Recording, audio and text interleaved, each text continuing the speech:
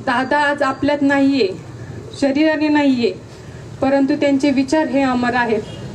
दादा नेहमी म्हणायचे त्यांच्या प्रत्येक भाषणामध्ये शिव शाहू फुले आंबेडकर यांच्या विचाराने, यांची विचारधारा स्मरणात ठेवून काम करायचे आहे।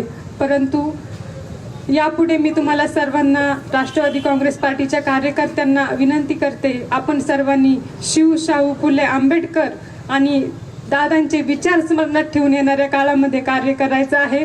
दादांची राहिलेली स्वप्न आपल्याला पूर्ण करायची आहे।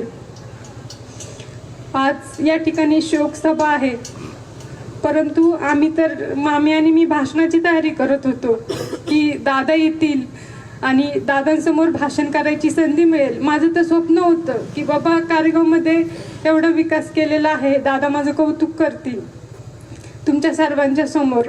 माझं स्वप्न हे स्वप्नच राहिलं।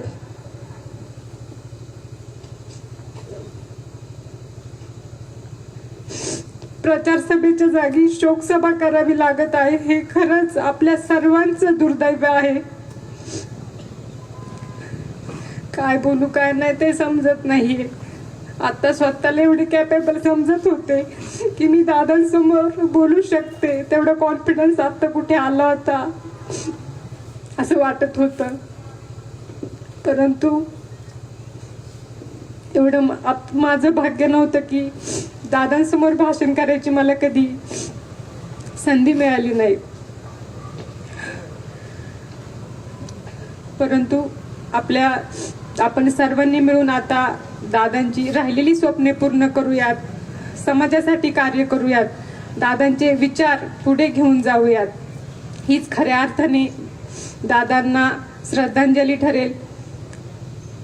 परमेश्वर चरणी प्रार्थना करते की पवार कुटुंबियांना आणि राष्ट्रवादी काँग्रेस पार्टीच्या आपल्या सर्व सहकाऱ्यांना हे दुःख सहन करण्याची परमेश्वर ताकद देवो अशी प्रार्थना या ठिकाणी मी करते।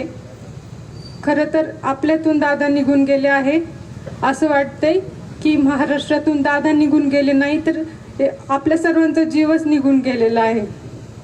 धन्यवाद।